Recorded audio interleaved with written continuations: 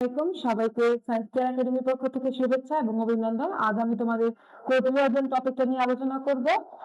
এটা হচ্ছে আমাদের উদ্ভিদ বিজ্ঞানের বটানির একটা চ্যাপ্টার, কোষ বিভাজন, দ্বিতীয় চ্যাপ্টার। তো কোষ বিভাজন আমি যদি বলি যে প্রথমে আমরা পড়ছি কোষ। তো কোষই হচ্ছে জীবদের গাঠনিক এবং কার্যকরী একক। আর কোষ বিভাজনের মাধ্যমে কি হয়? কোষ বিভাজন হচ্ছে আমাদের একটা মৌলিক এবং হচ্ছে অত্যাবশ্যকীয় প্রক্রিয়া, যার মাধ্যমে হচ্ছে জীবের দৈহিক বৃদ্ধি ঘটে এবং নতুন জীবের উৎপত্তি হয়। তো কোষ বিভাজন যদি বলি যে কোষ বিভাজন কাকে বলে? যে প্রক্রিয়ায়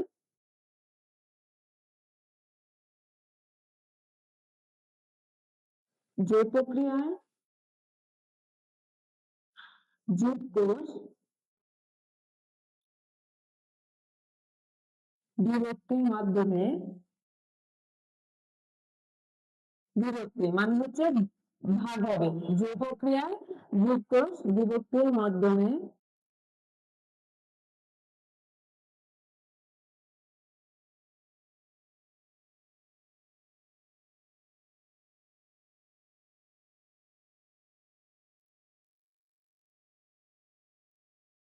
একটি থেকে দুটি,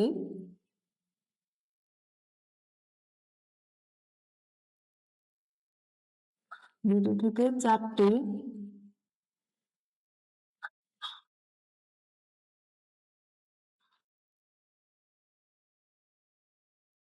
জারকের সৃষ্টি হয়।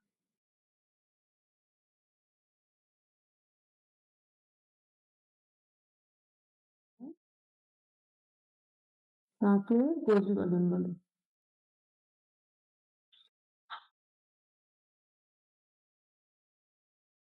কোষ বিভাজন, কোষ বিভাজন মানে হচ্ছে কোষের ভাগ হওয়া, বিভাজিত হওয়া। তো কোষ বিভাজিত হয়ে একটা কোষ, যদি যদি এটা একটা কোষ, তো একটা কোষ বিভাজিত হয়ে মানে ভাগ হয়ে দুইটা কোষে পরিণত হয়। পরবর্তীতে এই দুইটা কোষ আবার ভাগ হয়ে চারটি কোষে পরিণত হয়। এভাবে আস্তে আস্তে কি হয়? কোষের বৃদ্ধি ঘটে, মানে কোষের সংখ্যা বাড়ে। সেটাকে আমরা বলতেছি কোষ বিভাজন।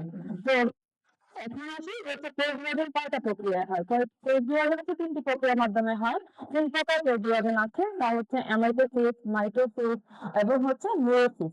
এখন যদি আমরা অ্যামাইটোসিস কোষ বিভাজনের কথা বলি, অ্যামাইটোসিস কোষ বিভাজনটা হচ্ছে প্রত্যক্ষ কোষ বিভাজন, মানে সরাসরি দুই ভাগে বিভক্ত হয়।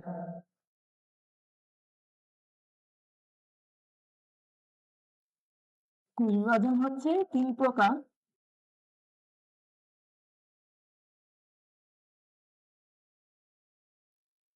অ্যামাইটোসিস,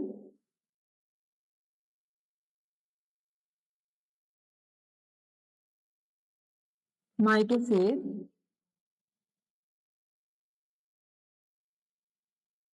আরটা হচ্ছে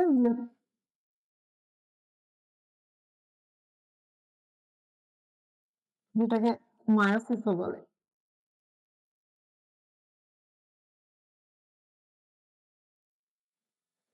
তো কোষ বিভাজন কয় প্রকার? অ্যামাইটোসিস, মাইটোসিস এবং হচ্ছে মায়োসিস। এখন আমরা এই কোষ বিভাজনের যে প্রকারভেদ এগুলো নিয়ে একটু আলোচনা করব বিস্তারিত।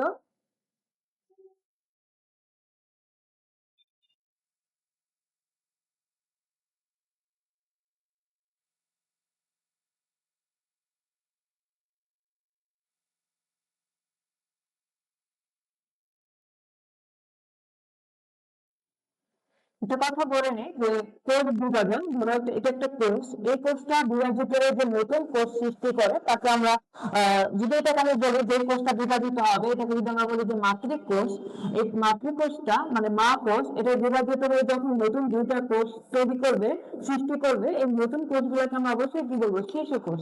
কিন্তু আমাদের জীববিজ্ঞানের ভাষায় এই নতুন কোষগুলোকে আমরা বলি অপত্য কোষ। তাহলে মাতৃকোষ থেকে বিভাজিত হয়ে নতুন সৃষ্ট কোষ, এই নতুন সৃষ্ট কোষকে আমরা কি বলি? অপত্য কোষ। অপত্য কোষ। এখন আমরা বলবো হচ্ছে এমাইটোসিস কোষ বিভাজন, যেটাকে আমরা বলি যে প্রত্যক্ষ কোষ বিভাজন।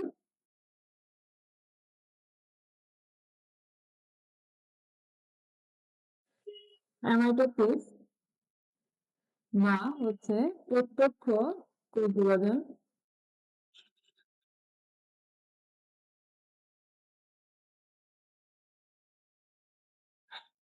আগে আমরা জানবো যে অ্যামাইটোসিসটা আসলে কোথায় হয়। অ্যামাইটোসিসটা নরমালি হচ্ছে এককোষী জীবে হয়। আমরা তো আগেই জানি যে জীব এককোষীয় হতে পারে, বহুকোষীয় হতে পারে। বহুকোষী জীবে একটা কোষ বিভাজিত হয়ে লক্ষ লক্ষ কোটি কোটি কোষে পরিণত হয়ে একটা জীবদেহ গঠন করে। আর এককোষী জীবে একটি মাত্র কোষ থাকবে। যেমন আমরা যদি বলি যে আমাদের মানুষ হচ্ছে একটা ডিম্বক কোষ বারবার বিভাজিত হয়ে লক্ষ কোটি কোষে পরিণত হয়, যে আমাদের বিশাল দেহ গঠিত করে। আর ঠিক তেমন এককোষী যেমন হচ্ছে ব্যাকটেরিয়া, একটা ব্যাকটেরিয়ার এককোষী কোষ সে বারবার হচ্ছে বিভক্ত হয়ে বা আবার হচ্ছে নতুন করে এককোষী অনেকগুলো ব্যাকটেরিয়া তৈরি করে, এককোষী জীব তৈরি করে। এরা হচ্ছে এককোষী জীব। আর এই এককোষী জীবেই হচ্ছে অ্যামাইটোসিস কোষ বিভাজনটা হয়।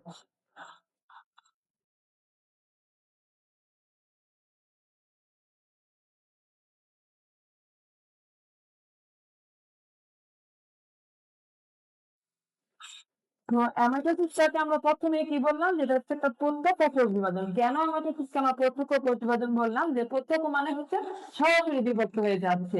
এটা হচ্ছে অ্যামাইটোসিস কোষ বিভাজনে মাতৃকোষটা মানে কোনো জটিল মাধ্যমিক পর্যায়, মানে কোনো পর্যায় নাই, কোনো ধাপ নাই, কোনো পর্যায় বা ধাপ অতিক্রম করা ছাড়াই এরা হচ্ছে সরাসরি বিভক্ত হয়ে যায়। তাদের যে সাইটোপ্লাজমটা নিউক্লিয়াস একদম সরাসরি বিভক্ত হয়ে নতুন দুটি অপত্য কোষের সৃষ্টি করে। এজন্য এটাকে আমরা বলি হচ্ছে অ্যামাইটোসিস বা প্রত্যক্ষ কোষ বিভাজন। তাহলে অ্যামাইটোসিস কোষ বিভাজনটা কি?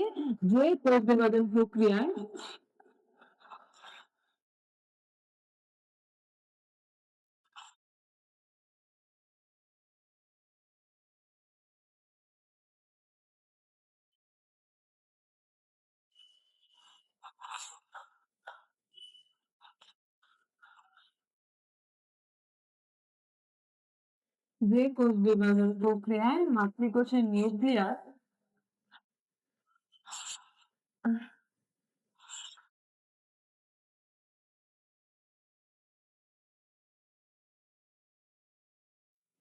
এবং সাইটোপ্লাজম আমরা পড়েছিলাম কোষের গঠনের সময় যে নিউক্লিয়াস হচ্ছে নিউক্লিয়াসকে কোষের কেন্দ্রিকা বলে। আর সাইটোপ্লাজমের মধ্যেই কোষের সব অঙ্গাণুগুলো বিস্তৃত থাকে।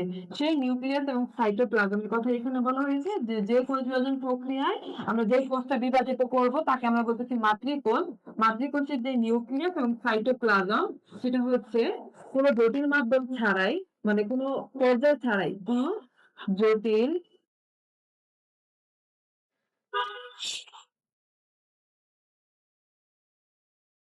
কোনো জটিল মাধ্যমিক পর্যায় ছাড়াই বিভক্ত হয়ে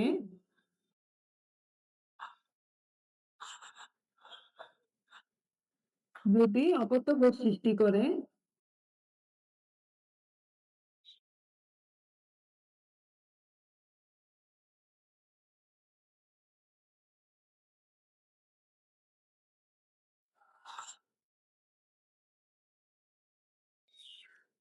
কি করে? তাকে হেমাটোপিক কোষ বিভাজন বলে।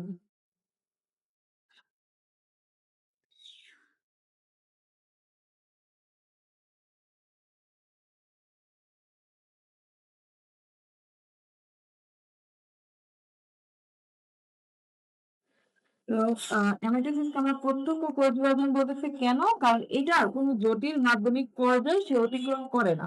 সে সরাসরি এই তার নিউক্লিয়াস মানে মাতৃকোষটার নিউক্লিয়াস এবং হচ্ছে সাইটোপ্লাজমটাকে সে সরাসরি বিভক্ত করে ফেলে। বিভক্ত হয়ে দুটো নতুন অপত্য কোষ সৃষ্টি করে, মানে নতুন দুটো শিশু কোষ সৃষ্টি করে। তাকে আমরা বলতেছি হেমাটোসিস কোষ বিভাজন।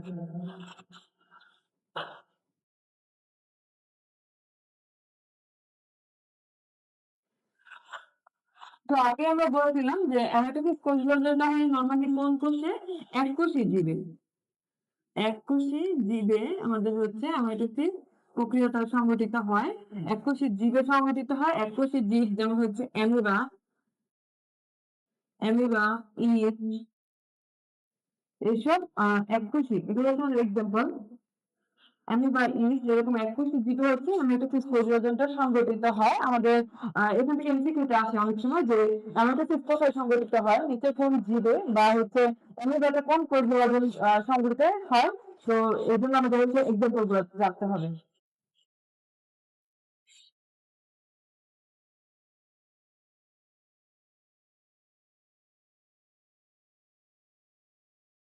বা সমীকরণিক বিভাজন।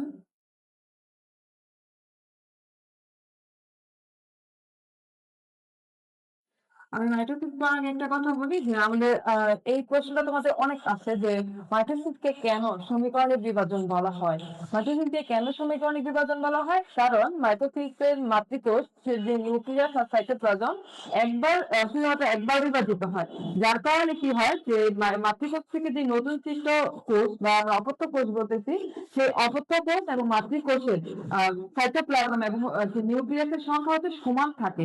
এজন্য তাদের কাছে মানে মাতৃকোষ এবং অপত্য কোষের নিউক্লিয়াসের সংখ্যা সমান থাকে। এই জন্য এদেরকে সমীকরণিক হচ্ছে কোষ বিভাজন বলতেছি। শুধু সমান না, এদের হচ্ছে সমগুণ সম্পন্ন থাকে। মানে পরবর্তীতে এই অপত্য কোষটা আবার মাতৃকোষ হয়ে আবার নতুন নতুন বিভক্ত হয়ে নতুন ভাবে বিভক্ত হয়ে আবার নতুন অপত্য কোষের সৃষ্টি করবে।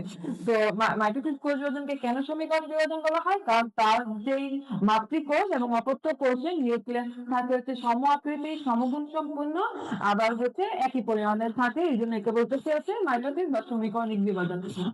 আরেকটা কথা বলি, মাইটোসিস বা সমীকরণিক কোষ বিভাজনের ফল হচ্ছে যে আমাদের দৈহিক বৃদ্ধি করতেছে। আমরা যখন ছোট ছিলাম তখন আমাদের হাত পা কিন্তু ছোট ছিল। আস্তে আস্তে আমরা বড় হচ্ছি, আমাদের দৈহিক আমরা লম্বা হচ্ছি, চওড়া হচ্ছি, হাত পা বৃদ্ধি করতেছে।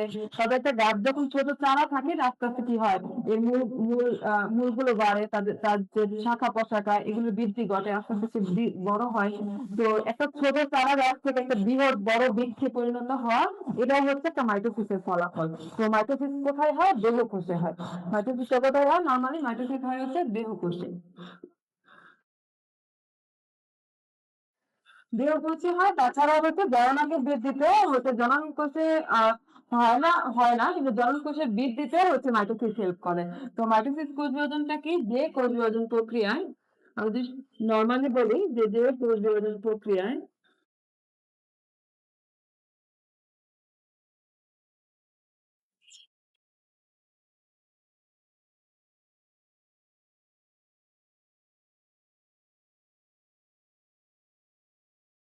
যদি শর্টে বলি যে কোষ বিভাজন প্রক্রিয়ায় কোষের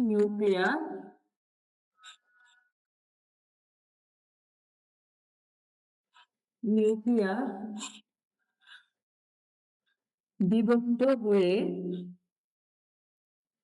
সমগুণ সম্পন্ন, মানে একই দলের সমগুণ সম্পন্ন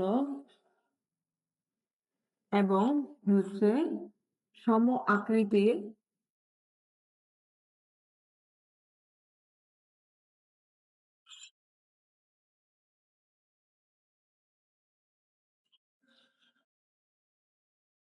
দুটি অপত্য নিউক্লিয়াস সৃষ্টির মাধ্যমে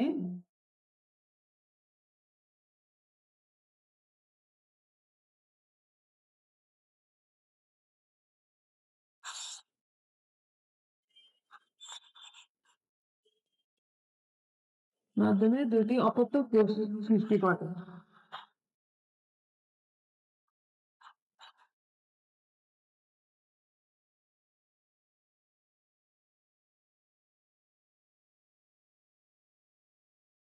তাকে মাইটোসিস কোষ বিভাজন বলা হয়। মাইটোসিস আর হচ্ছে আহ সমীকরণিক কোষ বিভাজন বলা হয়।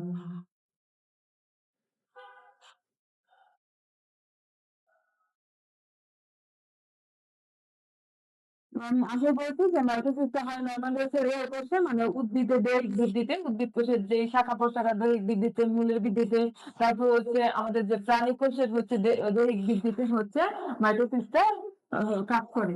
তো এক্সাম্পলটা যদি আমরা বলি যে মাইটোসিস কোথায় হয়,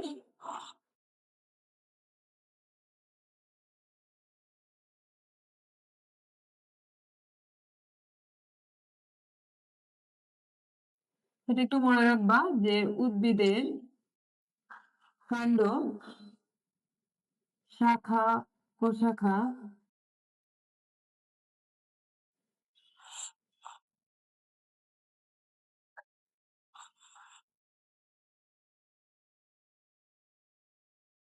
মূলের বর্ধিঞ্চু শীর্ষ,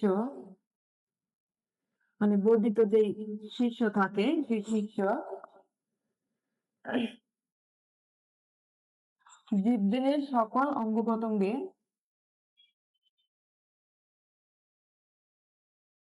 জীবদেহের সকল অঙ্গ প্রত্যঙ্গ, আমাদের হাত পা।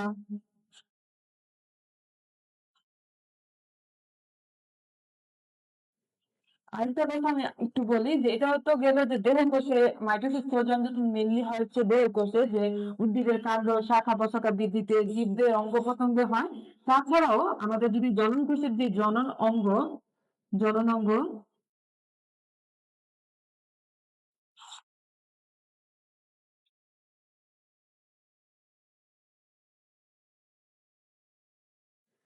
জননাঙ্গের হচ্ছে গঠন এবং বৃদ্ধিতেও মাইটোসিস হেল্প করে। তো মাইটোসিসটা কোথায় হয়? উদ্ভিদের কাণ্ড শাখা প্রশাখা জীবদের সকল অঙ্গ প্রত্যঙ্গ। তাছাড়া যেটা ইম্পর্টেন্ট সেটা হচ্ছে জননাঙ্গের গঠন, যেটা মানে মেনলি হচ্ছে জননকোষ সৃষ্টি আর কি, জননাঙ্গের গঠন এবং হচ্ছে বৃদ্ধিতেও মাইটোসিস কোষ বিভাজনটা হেল্প করে। এখন আসলে হচ্ছে এই মাইটোসিসটা নিয়ে আমরা একটু বিস্তারিত পড়বো। মাইটোসিস কোষ বিভাজনটা হচ্ছে আবার 5টা ধাপে হয়। আমরা একটু আগে যেমন বললাম যে মাইটোসিস কোষ বিভাজনটা হচ্ছে যে প্রত্যক্ষ কোষ বিভাজন সরাসরি হয়, কোনো ধাপ সে অতিক্রম করে না। কিন্তু মাইটোসিস কোষ বিভাজনটা হচ্ছে 5টা ধাপ অতিক্রম করে তারপরে সংঘটিত হয়। এই 5টি ধাপ হচ্ছে prophase, prometaphase, metaphase, anaphase, telophase. তো এই 5টি ধাপ একটু বিস্তারিত কেন পড়বো? কারণ হচ্ছে এই ধাপে আমরা হচ্ছে মানে প্রোফেজ ধাপে কি হচ্ছে, কি সংঘটিত হচ্ছে, প্রোফেজ ধাপে হচ্ছে যে ঘটনাগুলো, তারপর হচ্ছে প্রোমেটাফেজ, মেটাফেজ, অ্যানাফেজ, কোন ধাপে হচ্ছে নিউক্লিয়াসের বিলুপ্তি ঘটতেছে, কোন ধাপে হচ্ছে পানির যোজন হচ্ছে, কোন ধাপে বিয়োজন হচ্ছে। তো এই টপিক গুলো আমাদের একটু ভালো করে পড়তে হবে। এই জন্য আমাদের এভাবে সরাসরি এমসিকিউতে আছে যে কোন ধাপে হচ্ছে জল বিয়োজন ঘটে, কোন ধাপে জল বিয়োজন ঘটে, কোন ধাপে হচ্ছে নিউক্লিয়াসের বিলুপ্তি সংঘটিত হয়। আবার তৃতীয়ত হচ্ছে আমাদের যে চিত্রটা থাকে, মানে প্রত্যেকটা ধাপে আমরা চিত্র শিখবো যে কোন ধাপে কত কি সংঘটিত হচ্ছে ওইভাবে। তো চিত্র দিয়ে আমাকে বলতে পারে যে ওই ধাপটা ব্যাখ্যা করো এইভাবে। তো এই জন্য আমরা হচ্ছে মাইটোসিসের যে 5টা ধাপ এগুলো হচ্ছে বিস্তারিত চিত্রটা এঁকে খুব ভালোভাবে মানে পড়বো।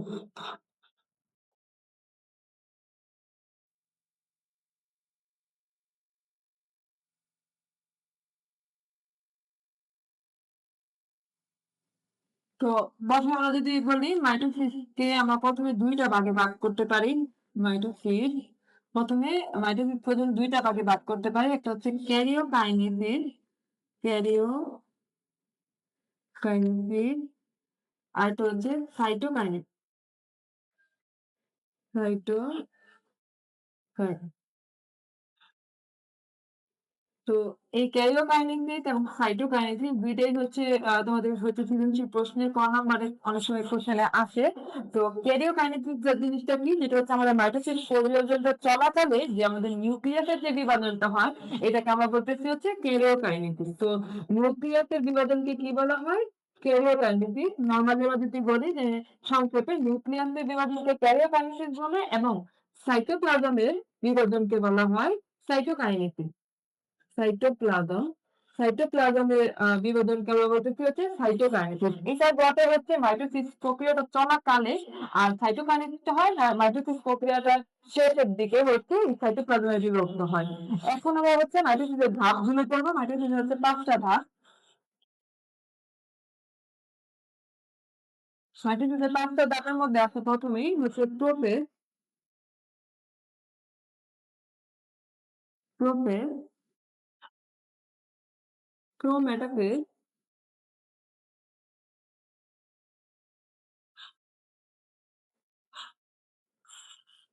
অবশ্যই ধাপগুলো হচ্ছে সিরিয়াল অনুযায়ী পড়বা, কারণ হচ্ছে সিরিয়াল অনুযায়ী পড়লেই হচ্ছে আহ মনে থাকবে এবং হচ্ছে মাইটোসিস পরিবর্তনটা পুরোপুরি ভালোভাবে ব্যাখ্যা করা যাবে। মেটাফেজ,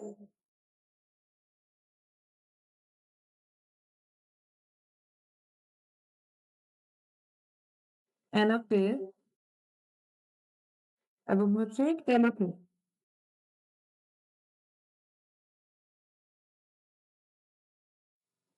তো আমরা কি জানলাম যে প্রোফেজ, প্রোমেটাফেজ, মেটাফেজ, অ্যানাফেজ এবং হচ্ছে টেলোফেজ। এই হচ্ছে মাইটোসিসের 5টা ধাপ। তো মাইটোসিসের ধাপ কয়টা? ধাপ হচ্ছে 5টি। এটা হচ্ছে এমসিকিউ যে মাইটোসিসের ধাপ কয়টা? 5টি। তো মাইটোসিসের প্রথম ধাপ হচ্ছে প্রোফেজ।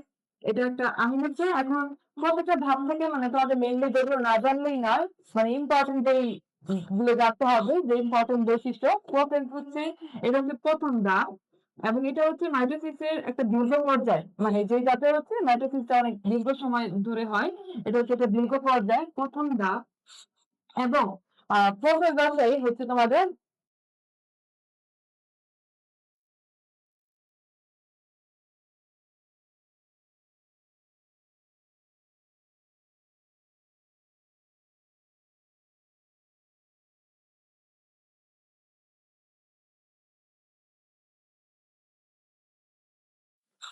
তবে যা বলতেছিলাম, যেটা হচ্ছে প্রথম ধাপ, এটা হচ্ছে দীর্ঘ পর্যায়, এটা একটা দীর্ঘ পর্যায়, মাইটোসিসের এই ধাপটা হচ্ছে দীর্ঘ। এবং যেটা খুব ইম্পর্টেন্ট, এই প্রথম দশায় আমাদের যেটা হয় সেটা হচ্ছে জল বিয়োজন ঘটে, জল বিয়োজন ঘটে। এই জল বিয়োজন ঘটে, জল বিয়োজন হয় দেখে আমাদের যে ক্রোমোজোম গুলো আছে সেই ক্রোমোজোম গুলো হচ্ছে খাটো হয় এবং হচ্ছে মোটা হয়, মানে সংকুচিত হয়ে যায়।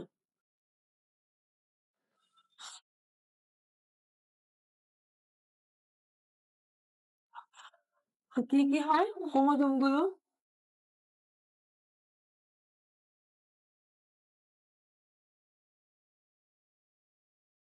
এই জল বিয়োজনের কারণে হচ্ছে ক্রোমোজোম সংকুচিত হয়, আর সংকুচিত হয় যার ফলে কি হয়, খাটো হয় এবং হচ্ছে মোটা হয়।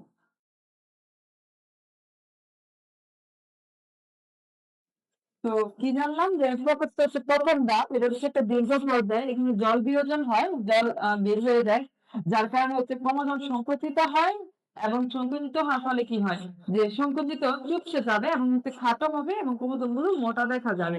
আরেকটা যেটা হয়, যে কোষের যে নিউক্লিয়াস, সেই নিউক্লিয়ার এনভেলপ, মানে নিউক্লিয়ার যে পর্দাটা আছে, নিউক্লিয়ার এনভেলপ এবং নিউক্লিয়ার আছে, বিলুপ্তি ঘটতে শুরু করে। একদম বিলুপ্তি হয়ে যায় না, বিলুপ্তি ঘটতে থাকে। তাহলে কি কি হয়, নিউক্লিয়ার, নিচে লিখি,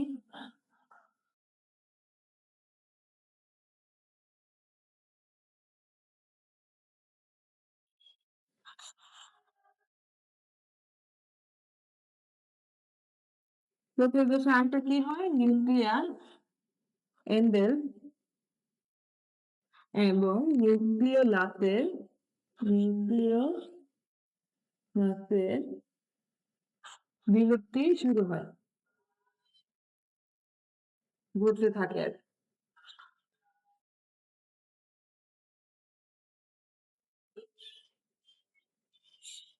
দেখছিলাম আমাদের প্রথম ধাপ, তো আমরা একটু ছবির মাধ্যমে দেখি এখানে কি হয়।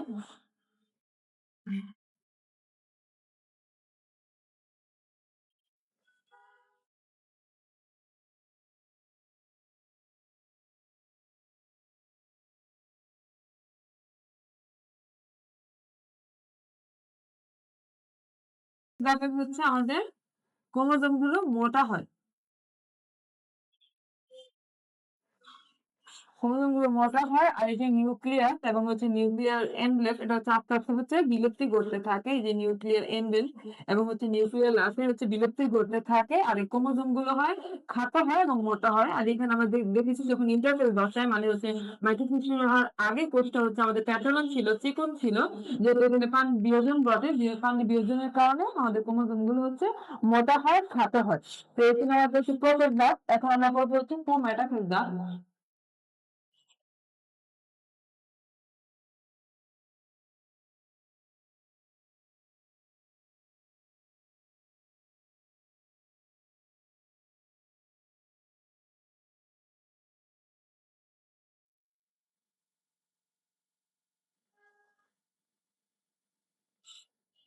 তো ২ নাম্বার ধাপ, যেটা হচ্ছে প্রোমেটাফেজ ধাপ।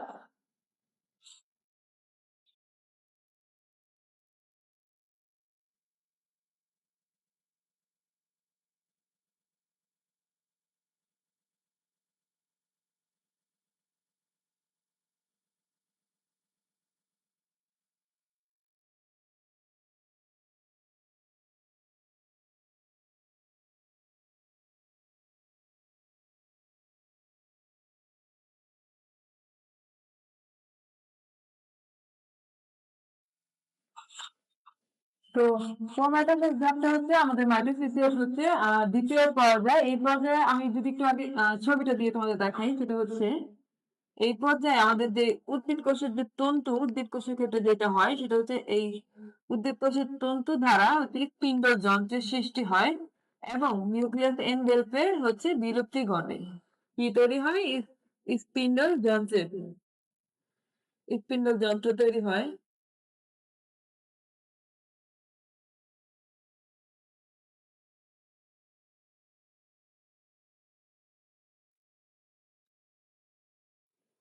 আর এই যে আমাদের নিউক্লিয়াস আস্তে আস্তে হচ্ছে বিলুপ্তির, নিউক্লিয়ার এনভেলপটা যেটা সেটা হচ্ছে বিলুপ্তির পথে।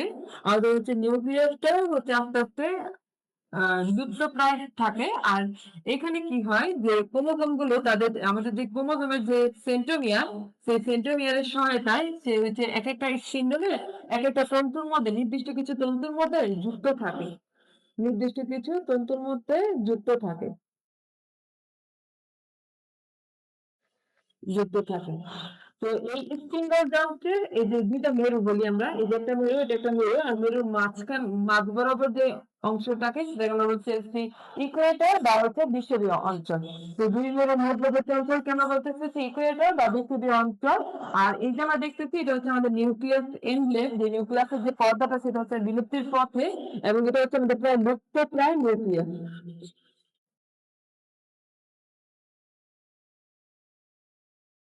লুপ্ত প্রায় নিউক্লিয়াস যেটা প্রোফেজ ধাপে শুরু হয়েছিল।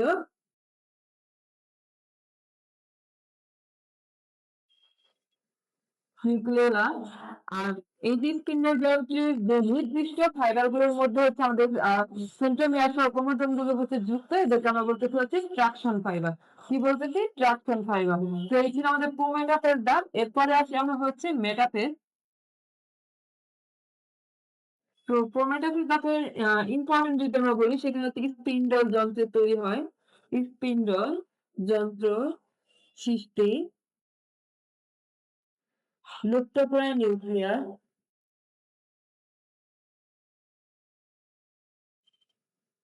নিউক্লিয়াস এবং হচ্ছে ইকুয়েটর বা বিষুবীয় অঞ্চল। স্পিন্ডল যন্ত্রের মধ্যে পড়ে যে আমরা যে স্পিন্ডল যন্ত্রটা হচ্ছে দুইটা মেরু বিশিষ্ট, এই দুই মেরুর মধ্যবর্তী অঞ্চলকে আমরা ইকুয়েটর বা বিষুবীয় অঞ্চল বলতেছি।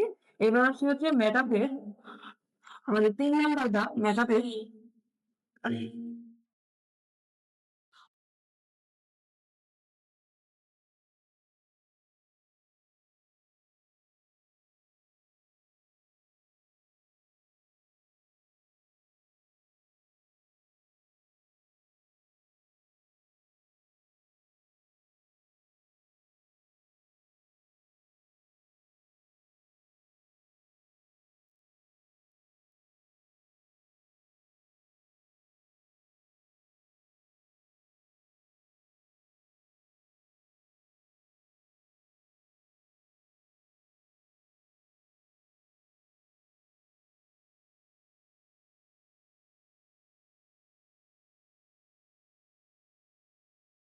তো আমরা যদি এখন আসবো হচ্ছে মেটাফেজ দশা। মেটাফেজ দশায় যেটা হয়,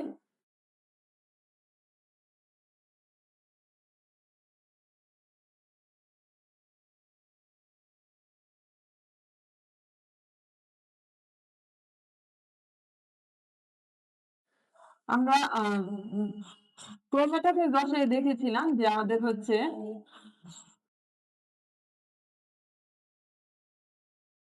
আমরা ক্রোমাটোফেজ দশায় দেখেছিলাম যে আমাদের হচ্ছে নিউক্লিয়াসটা প্রায় লুপ্ত এবং হচ্ছে নিউক্লিয়ার এনভেলপটা হচ্ছে লুপ্ত হয়ে গেছে। তো এখন যদি আমরা আসি যে মেটাফেজ দশায়, মেটাফেজ দশায় কি হয় যে আমাদের আমরা তখনই বলেছিলাম যে দুইটা মেরু তৈরি হয় স্পিন্ডল যন্ত্রে, আর মাঝখানের যে অঞ্চলটাকে আমরা বলতেছি যে ইকুয়েটর বা বিষুবীয় অঞ্চল। মেটাফেজ দশায় এই যে ক্রোমোজোম গুলো সব যে আগে যে ছড়ানো ছিটানো ছিল, সেই ক্রোমোজোম গুলো একদম বিষুবীয় অঞ্চলে এসে পড়ে, সবগুলো হচ্ছে বিষুবীয় অঞ্চলে এসে পড়ে। তো মেটাফিজ দশায় কি হয় যে ক্রোমোজোম গুলো বিষুবীয় অঞ্চলে এসে অবস্থান করে বিন্যস্ত হয় এবং হচ্ছে নিউক্লিয়াসটা পুরোপুরি বিলুপ্ত হয়ে যায়। তো এবারেই তাদের একটা মানে কনফিউশন তৈরি হয় যে আমরা বলি যে নিউক্লিয়াসে বিলুপ্তি ঘটে কোন ধাপে। তো অনেকে মনে করে যে প্রোফেজে শুরু হয়েছে তাহলে প্রোফেজ ধাপে বা প্রোমেটাফেজ যেটা বিলুপ্ত না তাহলে নিউক্লিয়াসটা হচ্ছে মনে হয় যে প্রোমেটাফেজ ধাপে, আসলে না। একটা হচ্ছে মেনলি হচ্ছে মেটাফেজ দশায় হচ্ছে নিউক্লিয়াসের পুরোপুরি বিলুপ্তি ঘটে। তো নিউক্লিয়াসের বিলুপ্তি ঘটে হচ্ছে মেটাফেজ দশায়, আর এই অঞ্চলে হচ্ছে ক্রোমোজোম গুলো হচ্ছে মধ্যবর্তী অঞ্চল বা ইকুয়েটর বা বিষুবীয় অঞ্চলে এসে অবস্থান করে।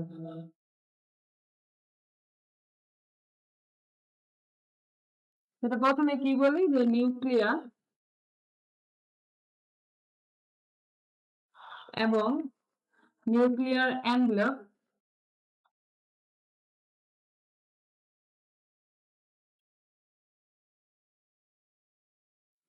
পুরোপুরি সম্পূর্ণ বিলুপ্তি হয়, সম্পূর্ণ বিলুপ্তি ঘটে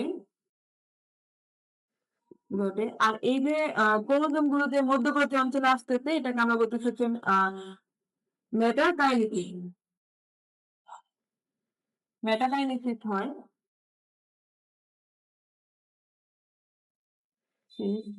তো মেটাকাইনেসিস কোনটা, এই যে ক্রোমোজোম গুলো বিন্যস্ত হওয়া মানে ইকুয়েটর বা বিষুবীয় অঞ্চলে বিন্যস্ত হওয়াটাকে আমরা বলতেছি মেটাকাইনেসিস। তো এখানে কি কি করলো, নিউক্লিয়ার এবং নিউক্লিয়াসের হচ্ছে সম্পূর্ণ বিলুপ্তি ঘটে, মেটাকাইনেসিস হয় এবং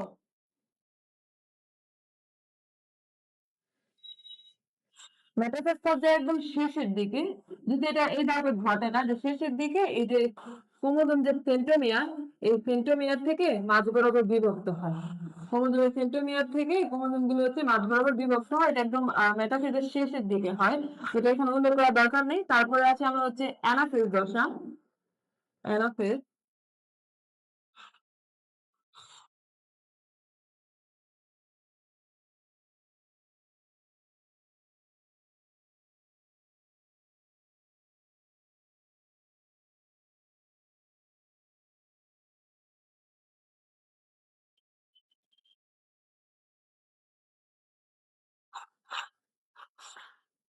অ্যানাফেজটা যদি আমি পেপে দেখাই তোমাদের,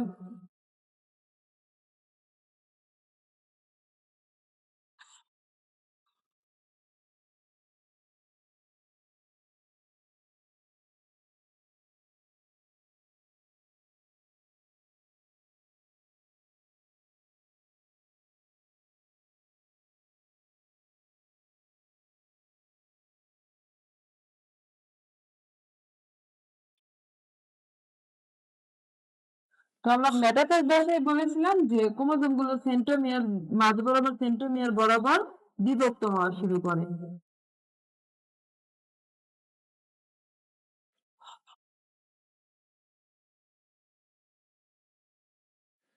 তো এই যে ক্রোমোজোম গুলো মাঝ বরাবর সেন্ট্রোমিয়ার বিভক্ত হয় এগুলো বিভিন্ন আকৃতির দেখা যায়। বিভক্ত হওয়ার পরে এগুলো হচ্ছে কিছু আকৃতির দেখা যায়, এগুলোকে আমরা বলে হচ্ছে বি এল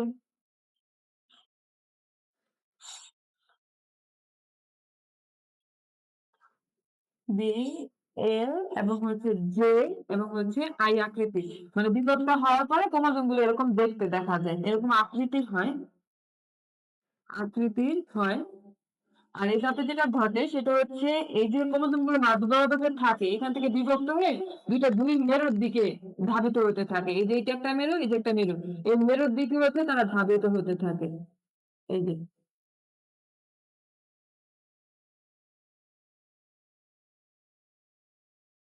এক একটা এক এক আকৃতি, যেগুলোকে আমরা বলছি বি এল যে আই আকৃতি, এগুলো হচ্ছে দুই মেরুর দিকে ধাবিত হতে থাকে।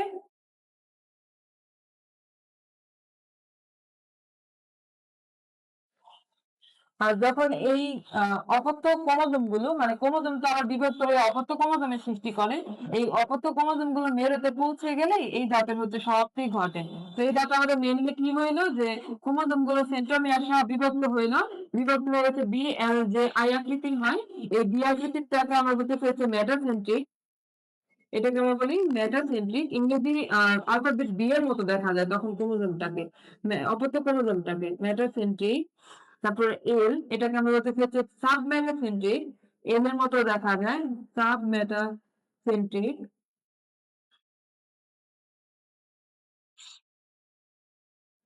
যে যে হচ্ছে অ্যাক্রোসেন্টিক,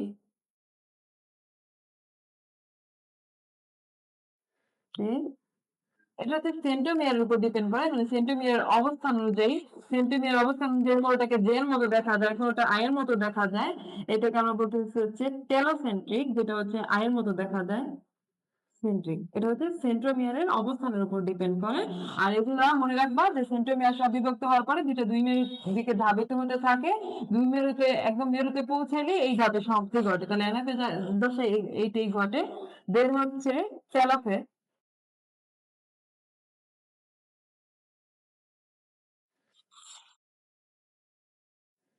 এটা হচ্ছে আমাদের কোষ বিভাজনের শেষ পর্যায়ে।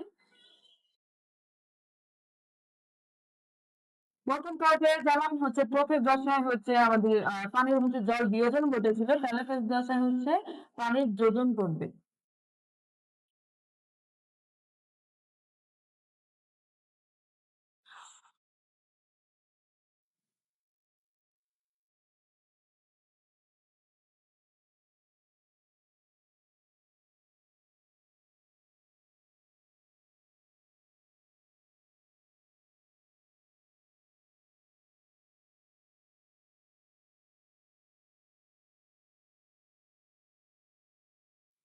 তো এটারে হচ্ছে টেলোফেজ দশাটা হচ্ছে আবার হচ্ছে পুনরাবৃত্তি ঘটে। এটা পুনরাবৃত্তি কি ঘটে, যে প্রোফেজ দশায় যেগুলো হয়েছিল, মানে প্রোফেজ দশা কি হয়েছিল, যে জল বিয়োজন ঘটেছে, যার কারণে ক্রোমোজোম গুলো খাটো এবং মোটা হয়েছে।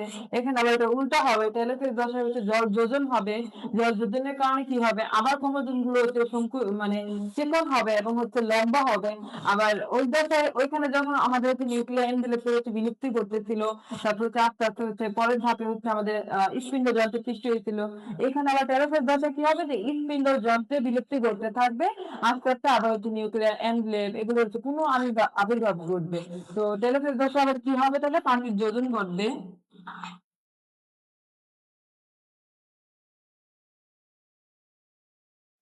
নিউক্লিয়ার এনভেলপ,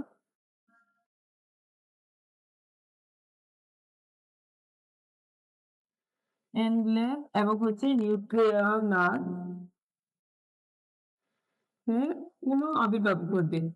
মানে নতুন করে আবার এগুলো হচ্ছে তৈরি হতে থাকবে, আবির্ভাব ঘটবে। আর স্পিন্ডের যে ফাইবার গুলো আছে, আমাদের যে ফাইবার গুলো আস্তে আস্তে হচ্ছে বিলুপ্তি হবে। আর এটা কি ঘটবে, স্পিন্ডল,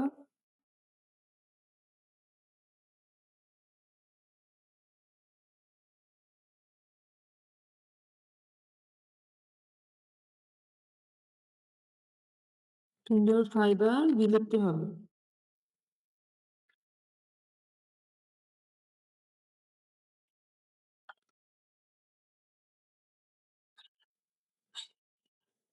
আমি টেলিফেজ দশাটা একটু দেখাই।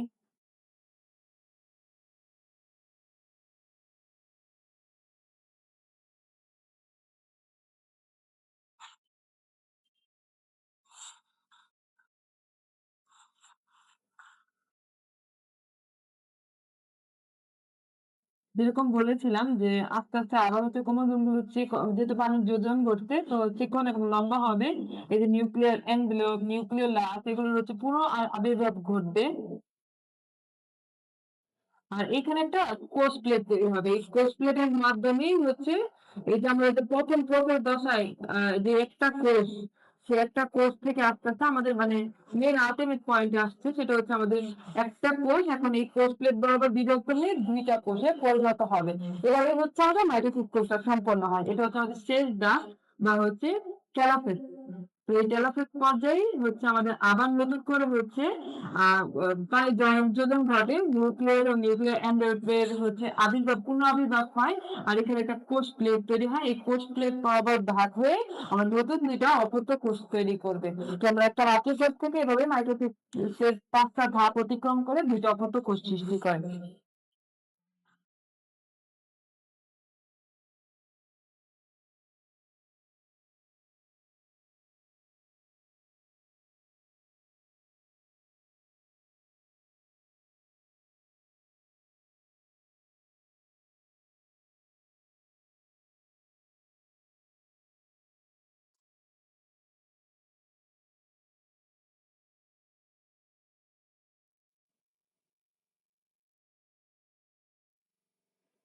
এছাড়াও একটা টপিক আছে যে মাইটোসিসের কোষ বিভাজনটা আমরা বললাম যে 5টা ধাপে সংগঠিত হয়। এছাড়া একটা টপিক আছে তা হচ্ছে যে মাইটোসিসের অনিয়ন্ত্রিত মাইটোসিস।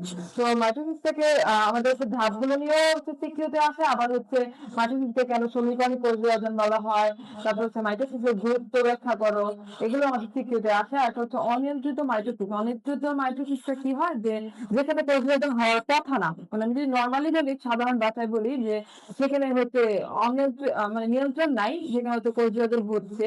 তো এই অনিয়ন্ত্রিত কোষ বিভাজনের ফলে আমাদের কি হয়, জেনারেলি হচ্ছে টিউমার সেলটা পরবর্তীতে হচ্ছে আবার ক্যান্সারে পরিণত হয়। তো এটা কি মনে রাখবে যে এই অনিয়ন্ত্রিত মাইটোসিসের কারণেই হচ্ছে টিউমার সংঘটিত হয়। আরেকটা হচ্ছে আহ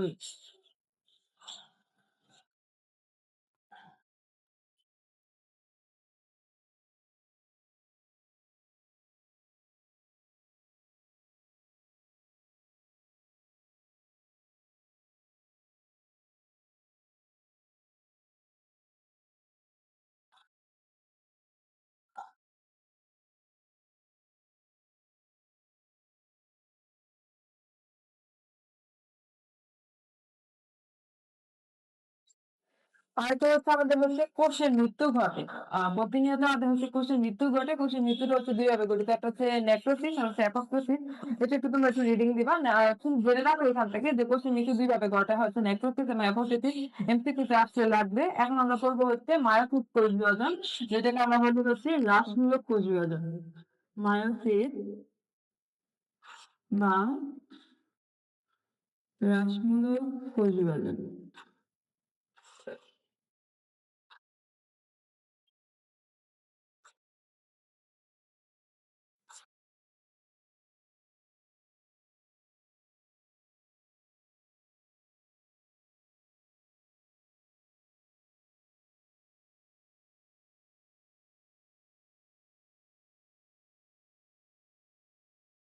তো আগে আমরা জানি যে মায়োসিস কোষ বিভাজনটা কি। এই কোষ বিভাজনে কি হয় যে মাতৃকোষের ক্রোমোজোমটা হচ্ছে দুই ভাগে বিভক্ত হয়। মাতৃকোষের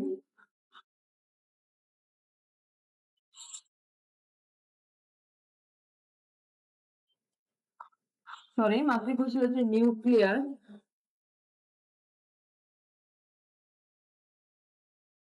পরপর দুইবার বিভক্ত হয়। দুবার বিভক্ত হয় এবং ক্রোমোজোম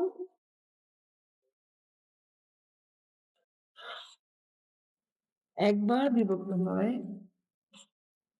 বিভক্ত হয়ে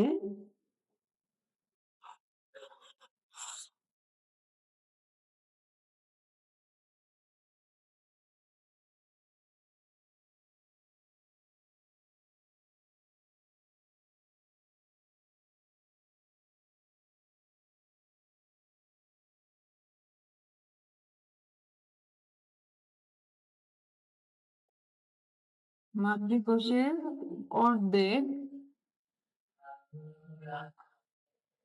ক্রোমোজোম যুক্ত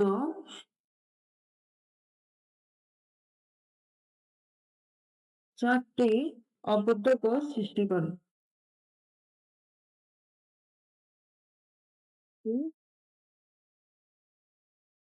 তো এটাকে আমরা কেন রাসায়নিক পরিবর্তন বলেছি, এটা ইতিমধ্যে তোমরা বুঝে গেছো যে আমরা যখন মাইটোসিস করেছিলাম তখন দেখেছি যে মাতৃকোষের ক্রোমোজোম সংখ্যা এবং হচ্ছে অপত্য কোষের ক্রোমোজোম সংখ্যা সমান থাকে, সমগুণ সম্পূর্ণ থাকে। কিন্তু এখানে যেহেতু ক্রোমোজোমটা একবার বিভক্ত হচ্ছে, ক্রোমোজোমটা এই মাতৃকোষের যে ক্রোমোজোম সেটা একবার বিভক্ত হলে অর্ধেক যে ক্রোমোজোমটা থাকে, সেই অর্ধেক ক্রোমোজোম যুক্ত আমাদের চারটা অপত্য কোষের তৈরি হয়। তো যে অপত্য কোষের যে ক্রোমোজোম এবং মাতৃকোষের ক্রোমোজোম সংখ্যা কি হয়ে যায়, অর্ধেক হয়ে যায়, মানে কমে যায়, যার কারণে আমার থেকে প্রকৃতি হচ্ছে হ্রাসমূলক কোষ বিভাজন। এই জন্য হচ্ছে মায়োসিসকে আমরা হ্রাসমূলক কোষ বিভাজন বলি। এখন আমরা একটু মায়োসিসের প্রক্রিয়াটা করবো। এটা তো স্বীকৃতি আছে যে কেন মায়োসিসকে হচ্ছে হ্রাসমূলক বিভাজন বলা হয়।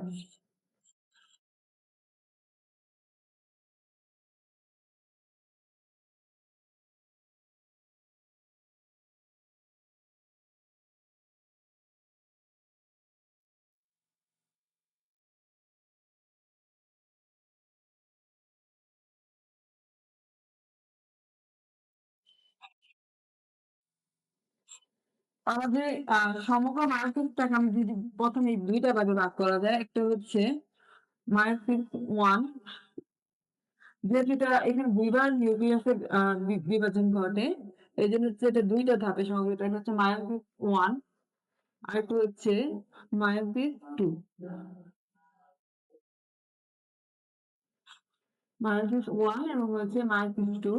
তো মায়োসিস 1 এ আবার হচ্ছে আমরা যখন মাইটোসিসে পড়েছিলাম প্রোটোজ, মেটাফেজ, মেটাফেজ, অ্যানাফেজ, টেলোফেজ এরকম ৫ টা ধাপ।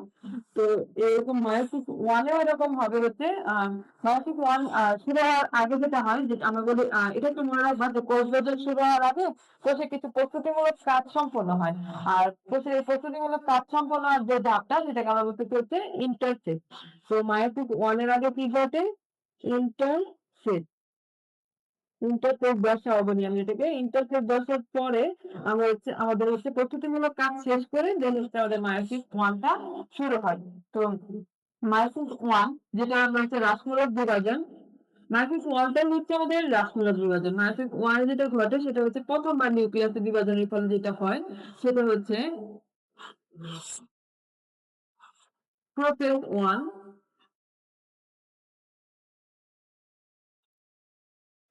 ওই যে ছোট ধাপের মতো যে প্রোফেজ 1, তারপর হচ্ছে মেটাফেজ ঘটে। এখানে প্রোমেটাফেজ ধাপটা নাই। মেটাফেজ 1, অ্যানাফেজ 1 যেটা মায়োসিসের প্রথম বিভাজন, প্রথম নিউক্লিয়াস বিভাজন সবকিছু এটা হচ্ছে প্রথমবার। প্রোফেজ 1, মেটাফেজ 1, অ্যানাফেজ 1 এবং হচ্ছে টেলোফেজ। এটা সেই হচ্ছে মায়োসিস কোষ বিভাজনের সেই ধাপগুলোর মতোই, কিন্তু এটা হচ্ছে এই মায়োসিসকে আমরা ২ টা ভাগে ভাগ করতেছি। এটা হচ্ছে মায়োসিস 1 টাই হচ্ছে রাসমূলক বিভাজন, যেটা হচ্ছে প্রথমবার নিউক্লিয়াস বিভাজনের জন্য হয়। এটা শুরু হওয়ার আগে আমাদের ইন্টারফেজ দশাটা হবে, দেন এই ৪ টা ধাপের মাধ্যমে আমাদের হচ্ছে মায়োসিস 1 টা শেষ হবে। এই মায়োসিস 1 টেলোফেজ 1 এর মাধ্যমে শেষ হয়ে দেন যখন আমাদের হচ্ছে আবার দ্বিতীয়বার নিউক্লিয়াসের বিভাজন হবে, মায়োসিস 2 হবে। এই মায়োসিস 2 শুরু হওয়ার আগে আবার কিছু হচ্ছে প্রস্তুতিমূলক কাজ করতে হয়, যেটাকে আমরা বলতেছি হচ্ছে ইন্টারোকাইনেসিস।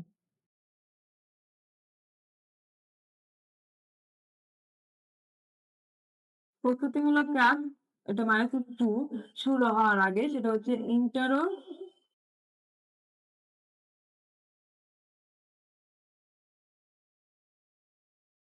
ইন্টারোকাইনেসিস। ওইখানে যেমন মায়োসিস 1 শুরু হওয়ার আগে ইন্টারফেজ হয়েছিল, আর মায়োসিস 2 যেটা আবার আবার হবে প্রক্রিয়াটা দ্বিতীয়বার সংঘটিত হবে, সেটা সংঘটিত হওয়ার আগে যে প্রস্তুতিমূলক যে সাইকেলটা হবে সেটা হচ্ছে আমরা বলতেছি ইন্টারোকাইনেসিস। এখন মায়োসিস 2 তে আবার যেটা সংঘটিত হবে, আবার মায়োসিস 2 হচ্ছে ৪ টা ধাপের মাধ্যমে সংঘটিত হবে। একটা হচ্ছে প্রোফেজ 2, দেন হচ্ছে মেটাফেজ 2,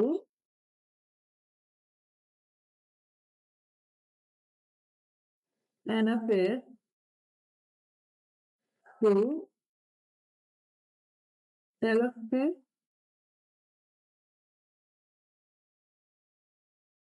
এই ছিল হচ্ছে মায়োসিস 1 এবং 2। এই মায়োসিস 1 আর 2 সংঘটিত হওয়ার পরে একটা মাতৃ কোষ থেকে আমাদের ৪ টা অপত্য কোষ সৃষ্টি হয়। এখন আসি এবার যদি আমরা একটু প্রোফেজ 1 টাকে একটু বিস্তারিতভাবে বলি, প্রোফেজ 1 এ আবার কিছু জিনিস সংঘটিত হয়। আর ওগুলো পড়ার কারণ হচ্ছে মেইনলি হচ্ছে যেমন জাইগোটিন, ডিপ্লোটিন, প্যাটাইটিন, এই দশাগুলো মানে এই দশাগুলো কোনটাতে কি হয় এইগুলো হচ্ছে তোমাদের এমসিকিউতে থাকে।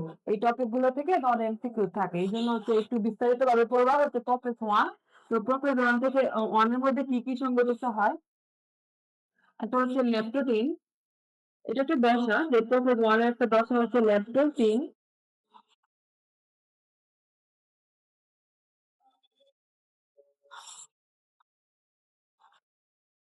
জাইগোটিন,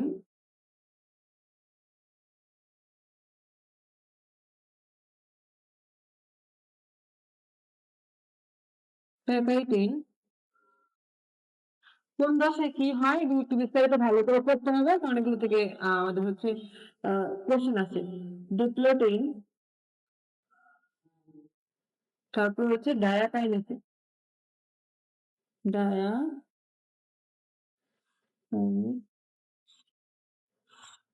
সেগুলো হচ্ছে প্রসেস ওয়ানে এই ভাষাগুলো সংগঠিত হয়। তোমরা একটু হচ্ছে এগুলো একটু এক্সাম্পল গুলো দেখবা যে ল্যাক্টোজেনে দশায় কি হয়, জাইগোটিনে কি হয়, প্যাটাইটিন, ডিপ্লোটিন এগুলো।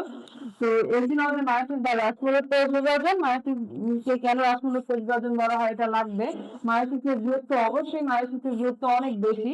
আর মায়োসিস থেকে আমাদের এটা ঠিক হচ্ছে নর্মালি হচ্ছে ইয়া উচ্চতর দক্ষতা ক্ষেত্রে কোশ্চেন থাকে আমাদের যে গর্ব হতে দেখবো তোমাদের মায়োসিস কোষ বিভাজনটা ব্যাখ্যা করো বা রাষ্ট্রমূলক কোষ বিভাজনটা ব্যাখ্যা করো, এগুলো হচ্ছে তোমাদের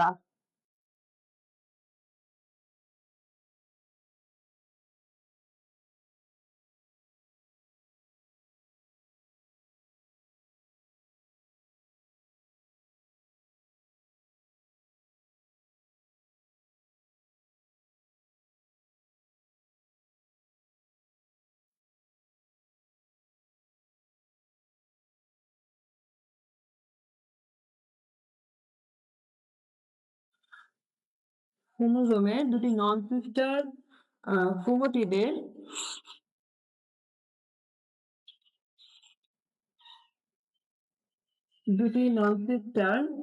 ক্রোমাটিডের এদের মধ্যে যে অংশের বিনিময় ঘটে,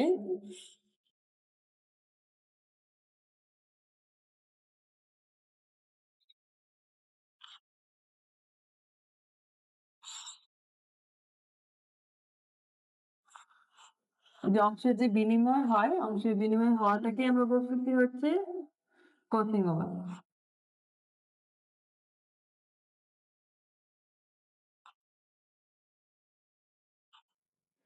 এই ক্রসিং ওভারটা আমাদের হচ্ছে খুবই ইম্পর্টেন্ট একটা টপিক। ক্রসিং ওভার থেকে আমাদের হচ্ছে কত থাকে, আর যেটা মেনলি ইম্পর্টেন্ট আমাদের ক্রসিং ওভারটা ইম্পর্টেন্ট এই জন্য ক্রসিং ওভার হচ্ছে বিভিন্ন বৈশিষ্ট্যের যেই নতুন নতুন বৈশিষ্ট্য সৃষ্টি করে ক্রসিং ওভারের ফলে। কারণ ক্রসিং ওভার হচ্ছে দুটো ননসিস্টার ক্রোমাটিডের মধ্যে অংশের বিনিময় ঘটে, এই অংশের বিনিময়ের ফলে একটা হচ্ছে ক্রোমোজোমের নতুন বৈশিষ্ট্যের অধিকারী হয়।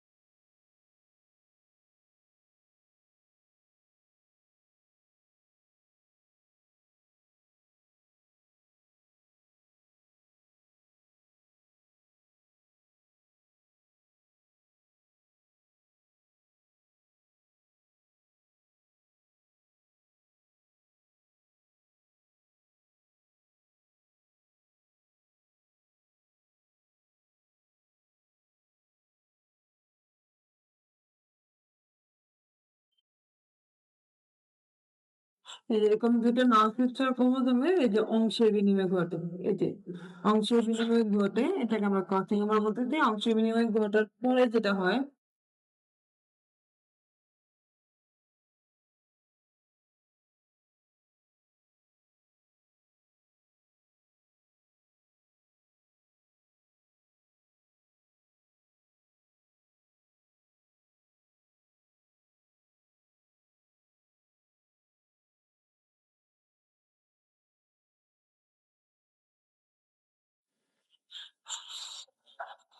এরকম এই যে অংশের বিনিময় ঘটে, এই অংশের বিনিময়টাকে আমরা বলতেছি হচ্ছে ক্রসিং ওভার। তো এখন যেটা ইম্পর্টেন্ট সেটা হচ্ছে ক্রসিং ওভারের গুরুত্ব কি, মানে ক্রসিং ওভারটা আমাকে, আমি যে বললাম যে ক্রসিং ওভার খুবই ইম্পর্টেন্ট, কেন ক্রসিং ওভারের দরকার, গুরুত্ব বা তাৎপর্য বলো, এটা আমাদের খুব দরকার। সেটা হচ্ছে কেন।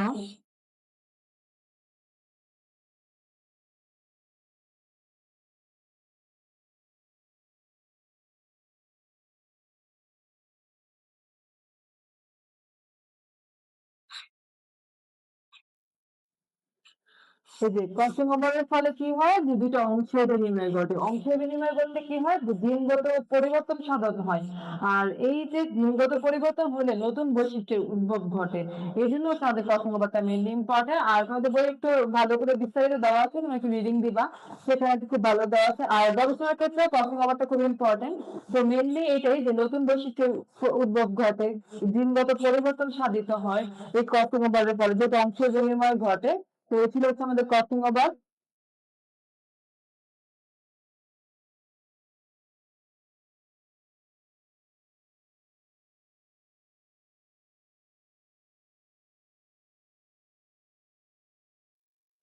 এখন আমি তোমাদের যদি প্রশ্ন থেকে ওভারঅল বলি যে কি কি তোমাদের খুব ভালো করে পড়তে হবে, মানে কি কি না জানলেই নয়, বা আমাদের যে সিকিউ বা এমসিকিউর জন্য কোন কোন টপিক ইম্পর্টেন্ট, তোমরা প্রথমেই হচ্ছে কোষ বিভাজন কাকে বলে, কোষ বিভাজন প্রকারভেদ, অবশ্যই অ্যামাইটোসিস, মাইটোসিস, মিয়োসিস। অ্যামাইটোসিসকে কি বলা হয়, প্রত্যক্ষ পরিবর্তন কেন বলা হয়, অ্যামাইটোসিস কোথায় হয়, দেন হচ্ছে আমরা যদি বলি যে মাইটোসিস, মাইটোসিস যে পাঁচটা ধাপ বা মাইটোসিসের মধ্যে যে পাঁচটা ধাপ যে সংগঠিত হয়, এর মধ্যে তো দুইটা জিনিস হয়, একটা হচ্ছে ক্যারিওকাইনেসিস আর একটা হচ্ছে সাইটোকাইনেসিস। ক্যারিওকাইনেসিসটাকে আমরা বলি হচ্ছে নিউক্লিয়াসের বিভাজন, আর সাইটোকাইনেসিসটাকে আমরা বলি সাইটোপ্লাজমের বিভাজন।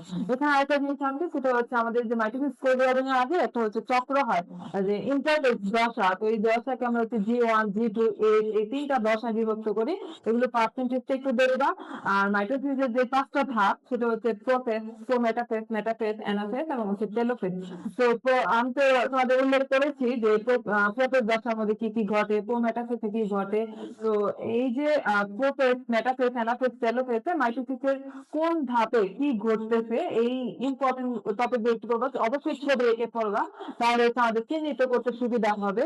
দেন আমরা আসি যদি হচ্ছে আরেকটা কোশ্চেন এখান থেকে খুব বেশি আছে, সেটা হচ্ছে মাইটোসিসকে কেন সমীকরণিক কোষ বিভাজন বলা হয়। এটা আমি অলরেডি তোমাদের বলেছি কেন সমীকরণিক কোষ বিভাজন বলা হয়। দেন আছে হচ্ছে অনিয়ন্ত্রিত মাইটোসিস। অনিয়ন্ত্রিত মাইটোসিস কি, যে হচ্ছে মাইটোসিসটা হচ্ছে নিয়ন্ত্রণ করা হচ্ছে কিছু প্রোটিন CD45।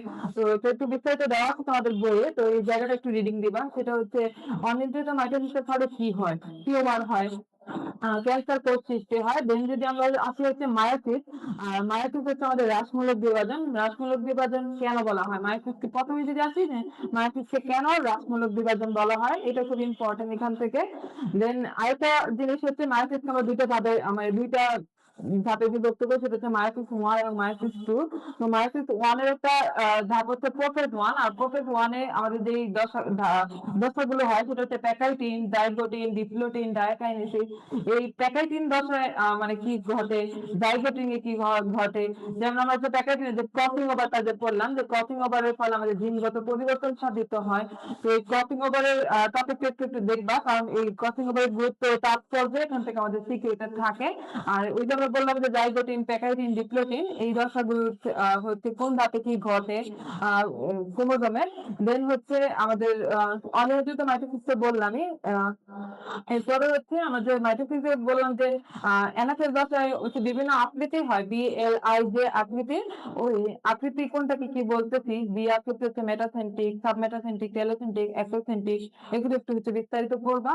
এই ছিল হচ্ছে তোমাদের কোষ বিভাজন থেকে ইম্পর্টেন্ট টপিক। আর কোষ বিভাজনে হচ্ছে অবশ্যই হচ্ছে এমসিকিউ গুলো সলভ করবা। দেন হচ্ছে বোর্ড কোশ্চেন গুলো দেখবা, এগুলোই ইনশাল্লাহ পাবা।